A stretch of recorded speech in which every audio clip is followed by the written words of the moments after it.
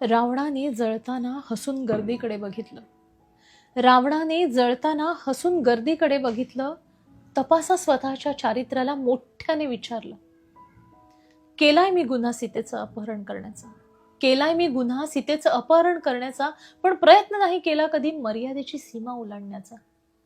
दिवसा ढवळ्या रस्त्यावर अब्रूचे लचके तोडतात. अरे दिवसा ढवळ्या रस्त्यावर अब्रूचे लचके तोडतात आणि सभ्यपणाचा आव दाखवून दरवर्षी मला जाळता.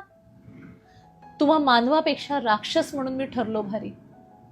तुम्हा मानवापेक्षा राक्षस म्हणून मी ठरलो भारी. केला नाही अपमान सीतेचा कधी माझ्या दारी. हुंड्याच्या लालसेपोटी तुम्ही हजारो सीता जाळल्या. हुंड्याच्या लालसेपोटी तुम्ही हजारो सीता जाळल्या. वंशाच्या दिवट्यांसाठी गर्भात कळ्या मारल्या.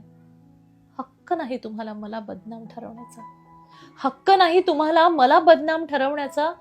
प्रयत्न करा तुम्ही स्वतःचं चारित्र्य सुधारण्याचा. तुमच्या समाधानासाठी ना दरवर्षी मला पेटवा. तुमच्या समाधानासाठी दरवर्षी मला पेटवा. पण पेटवण्याआधी तुमच्यातला राम मला दाखवा. पेटवण्याआधी तुमच्यातला राम मला दाखवा. खरंच कधी काळी जर रावणाने असं गर्दीला संबोधून म्हटलं की तुमच्यातला राम दाखवा, तर खूपच पंचायत होईल ना. खरंच आपल्यातला राम शोधण्याची गरज आहे. आणि राम शोधणं म्हणजे काय हो? ज्या रामाला आपण भजतो ना, त्याच्या गुणांना घेणं म्हणजे राम शोधणं. त्याच्यासारखं हो, तेव्हा खरं आपल्याला राम कळला असं म्हणता येईल. कविता आवडली असेल तर नक्की लाईक शेअर करा. पुन्हा भेटूयात अशाच एखाद्या छानशा कवितेसहित पुढच्या व्हिडिओमध्ये. तोपर्यंत नमस्कार.